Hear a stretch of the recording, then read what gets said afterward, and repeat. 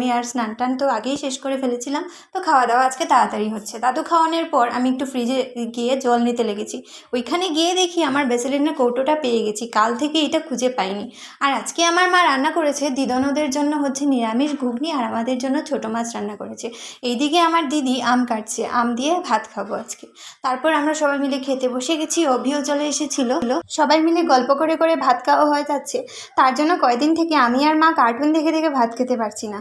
হ্যাঁ জানি কদিন পর এইগুলো মিস করব, তাই তখন কার্টুন দেখে দেখে ভাত খাবো। এখন সবাই মিলে গল্প করে করে ভাত খেয়ে নিচ্ছি।